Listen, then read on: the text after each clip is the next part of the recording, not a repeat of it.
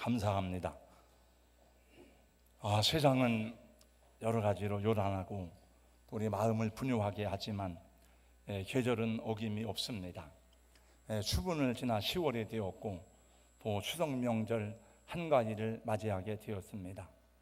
여러분 모두 심령마다 하나님의 평화가 넘쳐서 우리 마음을 분유하게 하는 일이 많지만은 하나님이 다스리시고 우리 안에 말씀으로 임재하는 은혜 가운데 날마다 평안하여 감사하는 삶이 되기를 주님의 이름으로 축원합니다. 볼륨을 조금만 높여주세요. 이 추석 명절이 이렇게 좋은데 얼마나 감사한지요. 그러나 추석 명절이 다 좋은 것만은 아닌 것 같습니다.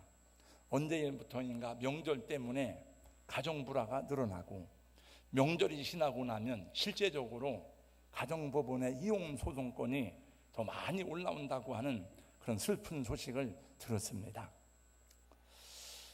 명절이 되자 서울에 사는 며느리가 시골의 시어머니에게 문자를 보냈습니다. 어머니, 이번 명절에는 꼭 가려고 했는데 아빠하고 아이들하고 모처럼 동남아 여행권을 상품으로 받았는데 그래서 가지 못하게 되었어요. 어머니 죄송해요. 명절 잘 쇠시라고 20만 원 보내드립니다. 어머니가 한참 만에 어머니에게 답장이 왔습니다. 서투른 문자로 오기를, 그래 고맙다. 이번에 자식들 3남매 오면 그린벨트로 묶였던 선단 땅이 풀려서 건설회사에서 매입한 땅값 100억을 어떻게 나눠줄까 의논하려고 했는데 내가 못 온다고 하니까 동서들하고 상의해야 되겠구나. 잘 오너라. 한참 후에 며느리한테 답이 왔습니다. 어머니 죄송해요. 친정 어머니께 보내는 문자가 잘못 갔어요. 명절 경비 80만 원을 더 보낼게요. 동남아 가는 것은 사무착오로 취소됐대요. 잘된 일이죠. 어머니 명절날 뵙겠습니다. 어머니 사랑합니다. 한참 후에 어머니에게 답장이 왔습니다. 며느라, 네가 또 보낸 돈 80만 원 잘 받았다. 그러나 미안해서 어떻게 하냐. 보상비로 나온 100만 원은 내가 동그라미를 잘못 쳐서 100억으로 내가 알았구나. 네가 보낸 100만 원으로 명절 준비하게 되어서 고맙다. 그냥 웃자고 하는 소리죠. 특별한 의미는 없습니다.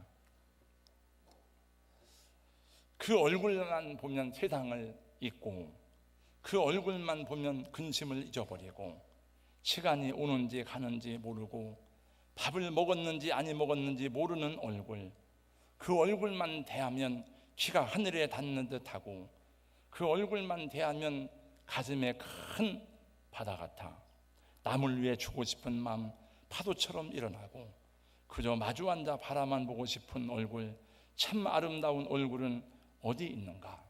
함덕헌 선생의 시 얼굴이라는 시귀절입니다. 함덕헌 선생은 예수의 모습에서 참 사람의 모습, 참 아름다운 얼굴을 찾아냈습니다. 새벽처럼 빛나던 얼굴, 이슬 머금은 백합같이 향기 맑던 얼굴, 풍랑이는 바다에서도 태산같이 고요하게 평안하게 주무시던 그 모습, 어둠의 권세 앞에서 가시관 쓰고 조롱당하시면서도 잔잔한 바다인 듯 평온한 얼굴, 예수님의 얼굴입니다. 여러분, 오늘 우리의 얼굴은 어떻습니까? 여러분의 얼굴 속에서 하나님의 형상, 주님의 모습 볼 수 있기를 예수님의 이름으로 축원합니다. 여러분, 사실 예수님은 누구에게나 다 호감을 불러일으키는 원만한 분이 아니었습니다.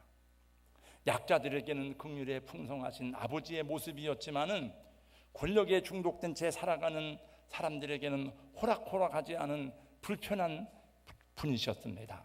그래서 마태복음 9장 이하에 보면 당시의 위선적인 종교 지도자들과 끊임없는 갈등과 충돌을 일으키는 모습을 우리는 볼 수 있습니다. 지난 시간에도 저는 마태복음 9장 1절부터 말씀을 전하는 중에 중풍병자에게 내 죄사함을 받았다고 선언하시면서 내 침상을 들고 일어나 걸어가라고 하는 그 말씀을 전했는데, 그때에 마침 서기관들이 있다가 신성 모독이로다, 참남하도다 하는 그 생각을 예수님이 아시고 너희가 어찌하여 악한 생각을 하느냐고 종곡을 찌르시는 모습을 보았습니다. 오늘 본문은 예수님이 가버나움을 지나 또 다른 동네로 지나가시는 중에 마태라고 하는 사람을 만나는 내용입니다. 여러분, 이 사람이 누굽니까? 우리 성경 복음서 최초로 만나는 사람의 이름이 마태가 아닙니까? 제가 지금 마태복음 강해를 하고 있는데 이 마태복음의 저자를 바로 주님이 만나는 순간입니다. 예수님은 길을 가시다가 세관에 앉은 마태를 보시고는 나를 따르라고 말씀하셨어요. 당시 마태의 직업은 로마의 관리가 되어서 세금을 걷는 세리였습니다. 그 당시 세리는 유대인들이 가장 싫어하는 증오와 미움의 대상이었습니다. 그들은 로마 당국이 할당한 세금 외에도 자기 목숨을 챙기기 위해서 그 주민들에게 과중한 세금을 부과하곤 하였습니다. 로마 정부의 힘을 등에 업었기 때문에 그 사람들을 함부로 대할 수는 없지만은, 그러나 사람들은 그들을 수치와 혐오의 대상으로 바라보았습니다. 매국노, 휴전노, 그런 말로 그들을 비웃고 저주했습니다. 그러면 그럴수록 세리들은 더 많은 돈을 뜯어내고 더 돈을 많이 모아서 그들을 복수하려고 하는 그런 생각으로 가득 찼습니다. 그러면 그럴수록 세리들은 더 돈에 집착할수록 공허함과 고독감이 그들의 마음에 밀려왔습니다. 대표적인 사람으로 삭개오가 그런 사람이었습니다. 여러분, 마태도 공부를 많이 해서 세관원이 되고 돈도 많이 벌고 출세를 하기는 하였지만은 사실은 그 자리를 얼마나 힘들어하고 괴로워했는지 모릅니다.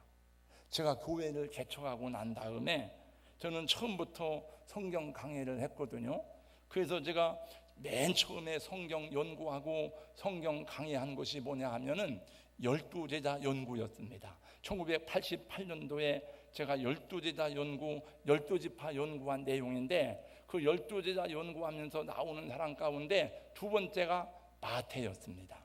그래서 제가 보니까 첫 번째가 뭐냐 하면 구원받지 못한 제자 가룟유다 나오대요. 그리고 마태가 나오고 이런 사람들이 나오는데, 그 제가 이 노트를 다시 읽어보면서 생각했습니다. 원래 마태라는 사람의 이름의 본명은 마태가 아닙니다. 같은 내용을 기록하고 있는 누가복음과 마가복음 말씀해 보니까 이 사람의 이름을 레이라고 기록하고 있습니다. 누가복음 5장 27절 말씀해 보니까 예수께서 나가사 레이라 하는 세리가 세관에 앉아 있는 것을 보시고 나를 따르라 라고 하는 내용이 나옵니다. 여러분, 레이 그러면 그 이름이 금방 생각나는 이름이 있잖아요. 구약에서 레이지파 그러면 제사장 지파입니다. 하나님의 종입니다. 그러니까 이 사람은 제사장 지파의 후손이었던 것입니다. 부모님도 그래서 이름을 레이라 지어주시고 자신도 그것을 알고 있지만은 나라도 망했습니다. 세상에 정의도 사라졌습니다. 제사장도 다 타락했습니다. 다 이기적으로 살아가는 그 세상에서 내가 하나님의 종으로 정직하게 신실하게 살아간들 무슨 유익이 있겠는가? 그리고 열심히 공부하고 살다 보니까 자기도 모르는 사이에 돈을 따라 살다가 보니까 세리가 되었던 것입니다. 사실 이 마태는 하나님의 말씀에 대해서, 성경의 언약에 대해서 보통 사람 이상의 상당한 지식과 명석한 해석을 할 수 있는 사람이었어요. 그만큼 식견과 지식을 가지고 있는 사람이었습니다. 여러분, 마태복음을 보면은 사복음서 중에서도 마태복음이 가장 조직적이고 구약의 인용을 가장 많이 한 성경입니다. 그러니 지금 자신이 세리의 일을 하고 있기는 하지만은 어떻게든 그 자리에 오르기 위해서 양심에 어긋나는 수단과 방법을 사용하기도 하였지만은 마음속 깊은 곳으로부터는 자신의 정체성에 대한 갈등과 괴로움을 지워버릴 수가 없었던 사람이었던 것입니다. 로마의 관리로서 그 자리를 유지하기 위해서 때로는 냉혹하고 비정하지 않으면 안 되는 것을 수없이 경험하면서 애써 숨겨온 자신의 본질을 감출 수 없는 아픔에 엉엉 울고 싶었는지도 모릅니다. 다른 사람은 그런 모습을 보지 못할지라도 예수님은 우리의 심령과 우리의 깊은 속을 꿰뚫어 보시잖아요. 예수님은 그러한 마음속에 있는 마태의 마음을 다 보셨습니다. 주님의 눈은 그의 심령과 그의 본질을 보시는 눈이 있었습니다. 그래서 주님은 그를 보는 순간에 말씀했습니다. 나를 따라라. 주님이 나를 따르라고 하실 때에 그는 모든 것을 버리고 주님을 따를 수가 있었던 것입니다. 누가복음 5장 28절 말씀해 보니까 그가 모든 것을 버리고 일어나 따르니라고 말씀하고 있습니다. 여러분, 세상에 강하게 보이는 사람이라도 누군가의 가슴에 기대어 울고 싶을 때가 있습니다.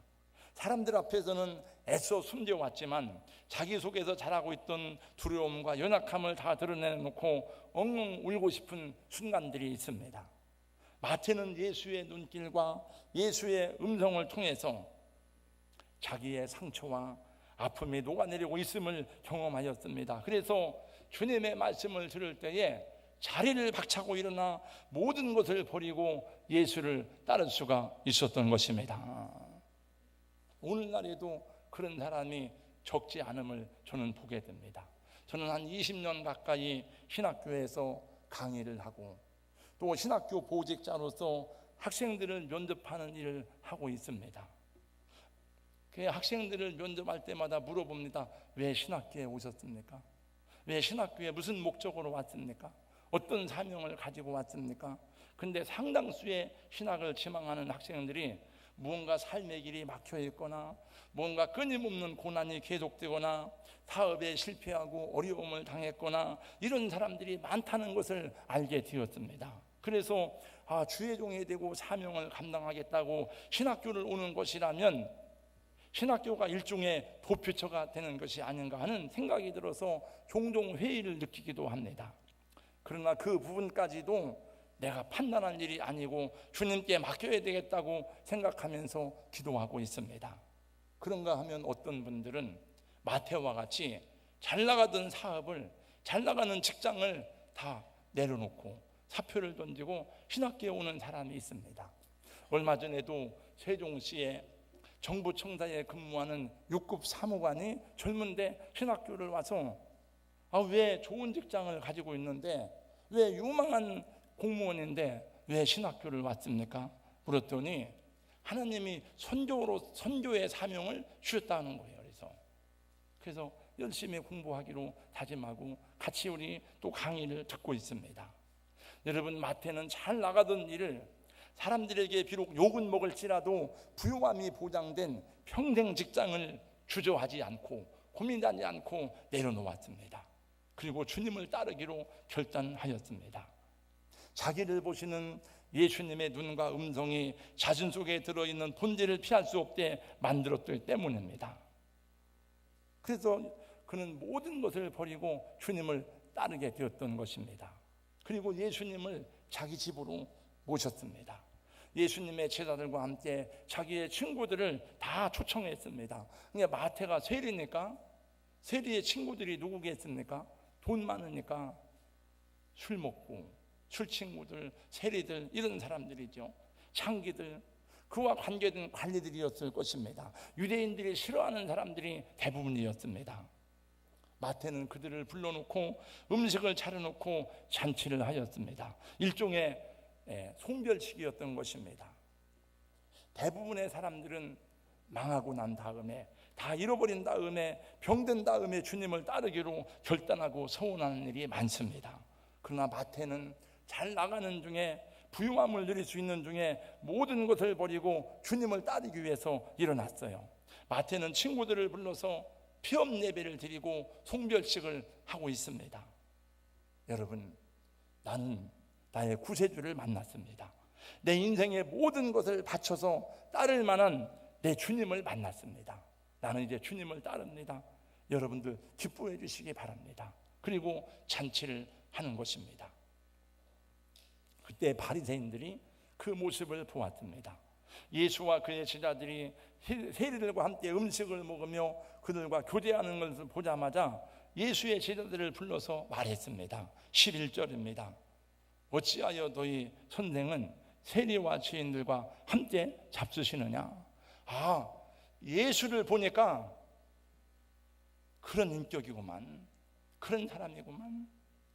그때 주님이 그 말씀을 들으시고 이렇게 말씀하셨습니다. 오늘 말씀의 가장 중심되는 핵심 구절입니다. 12절 13절입니다. 다 같이 함께 12절 13절 말씀을 읽습니다. 시작. 예수께서 들으시고 이르되 건강한 자에게는 의사가 쓸데없고 병든 자에게라야 쓸데있느니라. 너희는 가서 내가 긍휼을 원하고 제사를 원하지 아니하노라 하신 뜻이 무엇인지 배우라. 나는 의인을 부르러 온 것이 아니요 죄인을 부르러 왔노라 하시니라. 아멘. 사랑하는 성도 여러분, 예수님이 세상에 오신 것은 의인을 부르러 오신 것이 아니라 죄인을 부르러 오셨습니다.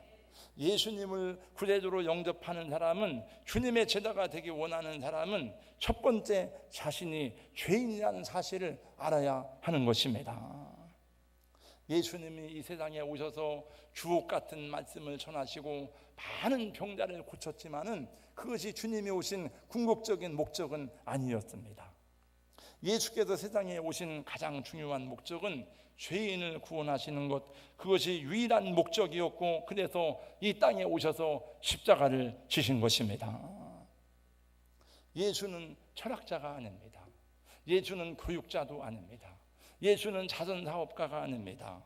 예수는 개혁자도 아닙니다. 예수는 죄인의 구원자로 세상에 오신 우리의 구원자가 되시는 것입니다. 인내하신 구세주여 내가 비오니, 다 같이요. 죄인 오라실 때에 날 부르소서. 주여 주여 내가 비오니 죄인 오라실 때에 날 부르소서. 여러분, 바리새인들과 서기관들을 보세요. 그들은 학벌과 지식과 사회적 영향력으로 보면 능히 종교 지도자가 될 만한 사람들이고 예수님의 1등 가는 제자가 될 만한 사람들이었습니다. 그러나 주님은 그들 가운데 한 사람도 당신의 제자로 부르지 않으셨습니다. 그들은 자신들이 죄인인 것을 알지 못하기 때문에 예수의 제자가 될 수 없었던 것입니다. 그들은 생각하였습니다. 예수가 혹시 메시아라도 되는 줄 알았더니 세리와 죄인들과 함께 먹고 마시는 것을 보니까 우리가 신뢰할 만한 사람이 아니구나, 우리가 따를 만한 사람이 아니구나, 어떻게 저런 사람과 함께 할 수 있단 말인가. 여러분, 그렇습니다. 그들의 수준은 세리들과는 같이 한 교회에 다닐 수가 없는 사람들이었습니다. 그들하고 같이 예배를 드리고 같이 밥을 먹는 것은 허락이 안 되는 것이었습니다. 그래서 교회도 수준에 있습니다. 의사, 교수, 연구원, 전문직 종사자들끼리만 모이는 교회가 있습니다. 아파트 평수가 비슷한 사람들끼리만 모이는 교회가 있습니다. 그래야 수준에 맞고 말이 통한다고 생각하기 때문입니다. 수원의 어느 교회를 보니까, 제가 잘 아는 교회인데 진짜 교회 표가 명품 교회네요. 저는 그 내용은 모르지만은 그건 좀 너무 세속적인 냄새가 많이 난다 하는 생각을 그냥 해보았습니다. 사랑하는 성도 여러분, 그래서 그렇게 수준이 맞는 사람들이 모여서 주님이 기뻐하시고 주님이 함께하는 그런 교회요, 여러분이 기뻐할 만한 교회입니까? 여러분, 예수님이 목회하시는 교회를 보세요. 온갖 죄인들이 다 모여들었습니다. 거기에는 막달라 마리아와 같이 옛날에 몸을 팔던 여자가 있었습니다. 7 귀신 들렸던 여인도 있었습니다. 마태와 같이 사람들이 싫어하던 세리도 있었습니다. 요한나와 수산나와 같이 돈이 많은 귀부인들도 있었습니다. 내 마음에 맞는 사람, 수준이 같은 사람들이 모이는 교회라면 그게 바리새인의 교회가 아닙니까? 여러분, 교회에서 힘들고 어려운 것이 무엇입니까? 저는 매주 금요일마다 목사님들끼리 목회자 세일 모임을 갔는데 목사님들하고 대화를 나누다가 보니까 목사님들이 힘들어하는 것 중에 하나가 세일이라는 것을 알게 되었습니다. 어떤 교회는 구역이라고 부르고 어떤 교회는 목장이라고 하고 어떤 교회는 다락방이라고 하지만 사실 다 하나가 되고 같은 것입니다.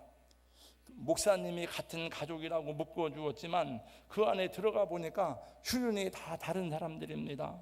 어떤 사람은 지식이 짧아서 말이 안 통하는 사람이 있습니다. 어떤 사람은 성격이 원만하지 않아서 상대하기 싫은 사람이 있습니다. 어떤 사람은 잘난 체해서 보기 싫은 사람이 있습니다. 목사님은 어찌하여 저런 사람을 우리 목장에 보내주셨나? 목사님이 나를 미워하나? 그런 생각을 사람들이 하게 된다는 것입니다. 사랑하는 성도 여러분, 주님의 공동체를 보세요. 주님의 공동체는 각양각색의 사람들이 다 모여서 그들이 용광로 속에서 하나가 되는 것이 주님의 뜻이고 주님의 목적이었던 것입니다. 여러분, 당연히 무식할 수 있습니다. 여러분, 얼마나 많이 공부해서 얼마나 많이 배워서 지식에 뛰어났습니까? 여러분, 얼마나 돈이 많아서 연약한 사람을 무시하겠습니까? 그래서 여러분, 수준에 맞는 사람들을 찾아가다가 보니까 바리새인들만 모인 그런 데가 아닙니까? 어쩌다 조금 좋은 집안에 태어나서 공부를 많이 하는 것뿐이고 어쩌다가 조금 여유가 있어서 생활 환경이 좀 경제적으로 나을 뿐이지 다 50보 100보입니다. 여러분, 다윗이 아둘람 굴에 있을 때에 모여든 사람들을 보세요. 거기에 성경에 보니까 억울한 자, 원통한 자, 빚진 자, 쫓겨난 자, 환난당한 자, 이런 사람들이 모여들었습니다. 그들의 인격이 얼마나 문제가 많은지 모릅니다. 여러분, 시글락에 있을 때 그들이 불탔을 때 다윗을 대하는 그들의 모습을 보세요. 어떻게 이런 사람들의 인격을 가지고 어떻게 다윗을 따를 수 있는가? 그 공동체가 얼마나 많은 문제가 있는지 모릅니다.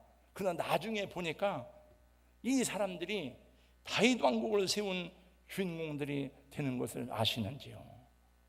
구약 성경에서 다윗은 그도의 예표이고 다윗 왕국은 메시아 왕국의 예표가 됩니다. 이 사람들이 다 나중에는 결국 다윗 왕국을 세우는 주인공들이 되는 것을 봅니다. 여러분, 목장이나 남전도회, 여전도회 함께 어울리기 어려운 사람이 있습니까? 함께 밥을 먹고 교제하기에 싫은 사람이 있습니까? 그래서 거기에 가기 싫고 목장 모임에 참석하기 싫은 사람들이 있습니까? 여러분, 그래서 오늘날 교회가 성도들의 삶에서 변화가 일어나지 않는 것이고 하나님의 복음의 생명력을 경험하지 못하는 것입니다.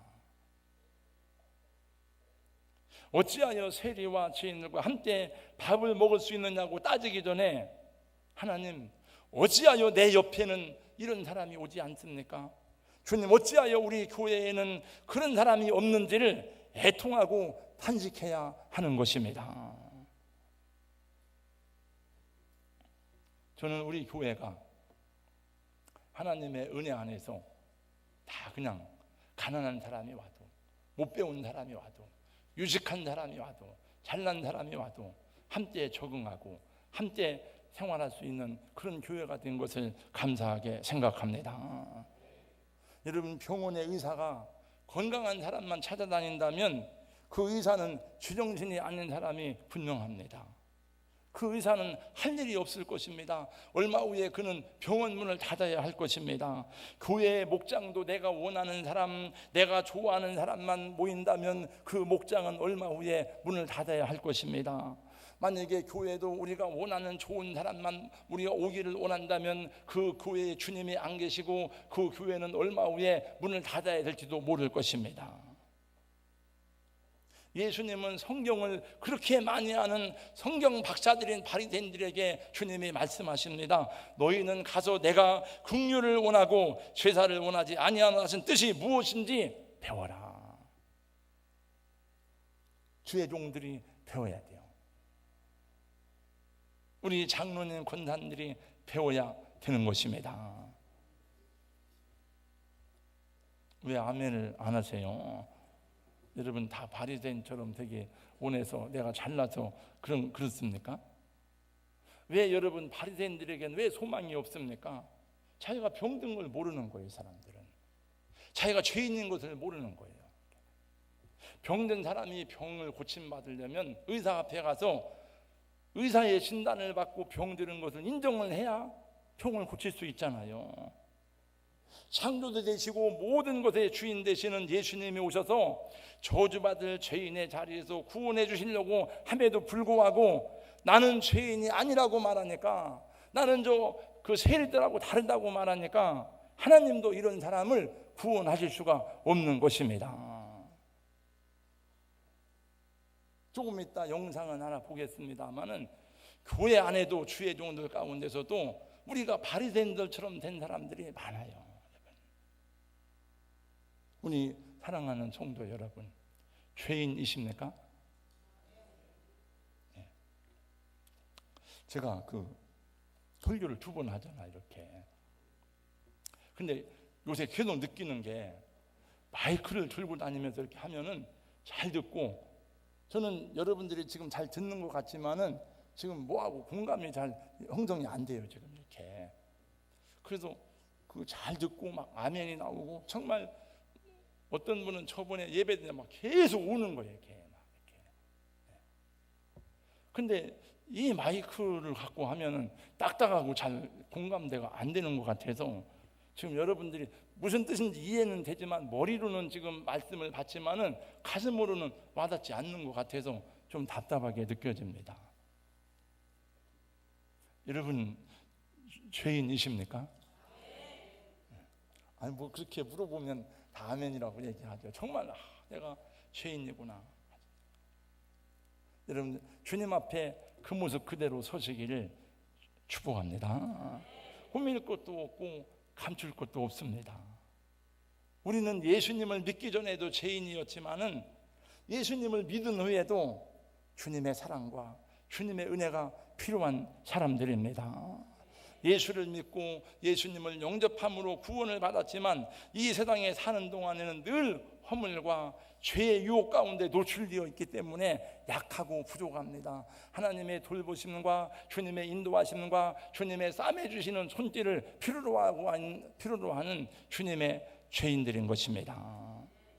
그래서 천국 가는 그날까지 주님의 손길이 필요하고 주님의 도우심이 필요하고 주님이 손잡아 주셔야 되는 연약한 인생들인 것입니다. 여러분이 내가 목사이지만, 여러분이 장로이지만, 권사이지만 언제나 하나님의 은혜로 말미암지 않고는 이런 하나님의 공동체의 생명력을 경험할 수가 없어요. 이제 저는 말씀을 마칩니다. 마태라고 하는 이름은 하나님의 선물이라고 하는 뜻입니다. 이거는 네리가 거듭난 다음에 이름을 예수님이 고쳐주신 거예요. 마태, 시몬을 베드로로 고쳐준 것처럼. 그게 누가복음에도 계속 네이라고 나옵니다. 여러분 마가복음에도 네이라고 나오지만은 마태복음을 기록한 마태는 나는 하나님의 선물입니다. 계속 마태라고 하는 이름으로 나와요. 세금당부 기록하던 그 손이 하나님의 말씀을 기록하는 거룩한 손이 되었습니다. 그는 마지막으로 에티오피아에 가서 복음을 전하다가 순교의 제단에 하나밖에 없는 생명을 바치고 주님께로 갔습니다.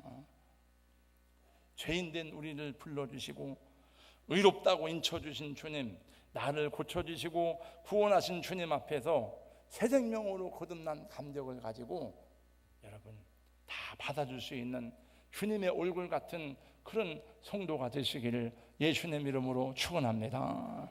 우리가 입술로 예수님 복음을 전하지만은 동산교회 그 이장로님의 얼굴을 보니까 기대고 싶다. 목사님의 그 모습을 보니까 뭔가 가서 말하고 싶다. 권사님의 모습을 보니까 가서 기대고 울고 싶다. 그런 주님의 얼굴로 드러나는 은혜가 있어야 될 줄로 믿습니다. 그 집사님 말을 들어보니까 위로가 된다.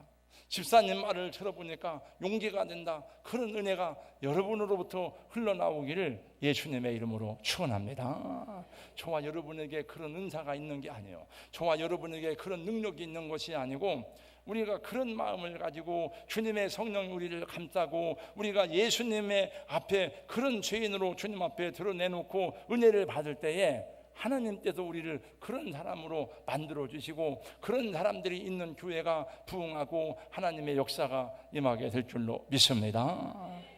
예수님 구원과 사랑을 전하는 복된 인생이 되신 우리 사랑하는 성도 여러분, 이번 명절에도 어디를 가든지 누구를 만나든지 예수님의 마음으로 말하고 생각하고 살아갈 수 있기를 주님의 이름으로 축원합니다.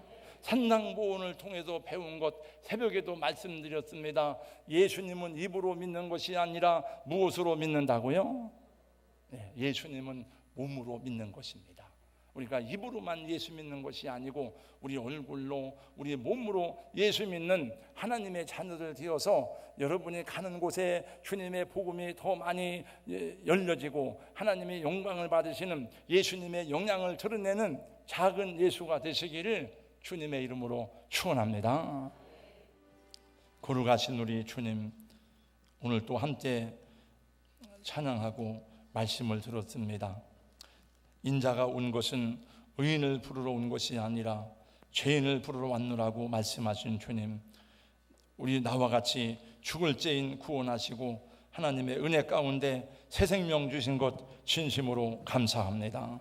이제 하나님, 우리가 그 믿음을 가지고 세상에 나가서 예수님의 마음과 예수님의 눈을 가지고 사람을 보게 하여 주시옵소서.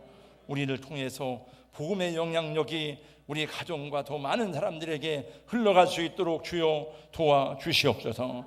바울 사도는 고백하기를 이제는 내가 사람을 육체로 보지 아니한다고 고백하였습니다. 우리는 사람들을 바라볼 때마다 그가 어디 출신인지, 공부를 얼마나 많이 했는지, 무엇을 가졌는지, 직업이 무엇인지를 보는 생각을 하는데, 주여 우리가 사람을 볼 때마다 육체로 보지 아니하고 하나님 영혼으로 볼 수 있도록 은혜를 더하여 주시옵소서. 내 자신을 예수님 안에서 먼저 바로 볼 수 있는 은혜를 허락하여 주시옵소서. 예수님 이름으로 기도하옵나이다. 아멘.